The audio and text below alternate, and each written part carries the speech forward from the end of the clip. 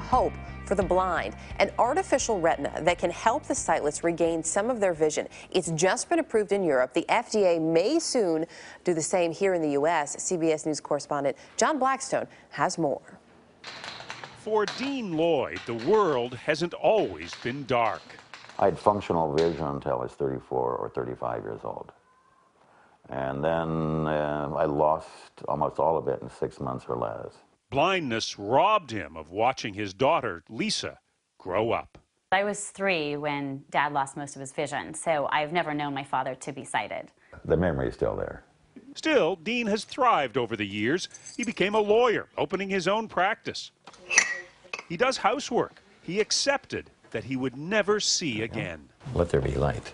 Until a company called Second Sight came looking for volunteers for a clinical trial that would surgically implant a bionic eye.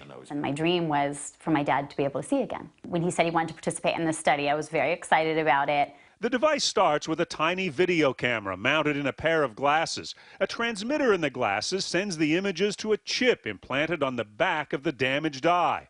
There, 60 electrodes send the image along the optic nerve straight to the brain. Today, Dean can make out shapes. He can tell light from dark. At one point, there appeared to be a breakthrough. He just all of a sudden exclaimed, "Oh, I can see your hand!" I just was kind of speechless and in shock, and it took me a couple seconds. I just felt really overwhelmed. In fact, Dean had only seen an outline. But from total blindness, this is a major step. When I look at you, I can get your boundaries and borders. And you're a bit bigger than my daughter, that's for sure. For Lisa, the technology to help restore sight, and perhaps full sight, is more than just cool science. It's a race against time. So at 22, when I got the news... You got the news? When I got that news... You were going to go blind. Yeah. The disease her father has is hereditary. Lisa has already lost night vision. It's 50-50 whether she'll go completely blind. There it is. For now, she looks to her dad. He's definitely been a pioneer.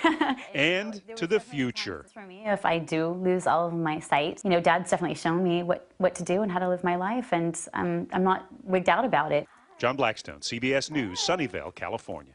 Nice. Boy, what a family. Joining us now with more on the device and how it works, medical correspondent Dr. Jennifer Ashton. I mean, revolutionary in so many ways. Break it down for us, though. Who would actually be eligible for this? How many people could potentially benefit? Potentially, Erica, we're talking about 10 million people in this country who are blind from problems dealing with their retina. So this is the part of the eye in the back where light images are converted into nerve signals and then transmitted to the brain. We're not talking about people who were born blind here, but for people suffering from macular degeneration or retinitis pigmentosa, which is what the father and daughter in this piece had, potentially, this is very, very helpful. It is still, though, experimental. We mentioned it was just approved in Europe. When do you think the FDA might approve it for use in the U.S.? Well, the company told us they hope to file that application for FDA approval in clinical trials here later this year. So there are only 10 people in this country, this man being one of them, who have the experimental device. In Europe, the cost is high. It's about $100,000 or more. Wow. Excitingly, the company also told us they're already at work on the next generation model, which instead of 60 electrodes has 240 electrodes, possibly making it more accurate. So then perhaps if it makes it more accurate, maybe the key to even make out, because we heard him say, "Oh, I see your hand," to his daughter. He had sort of seen the outline of it.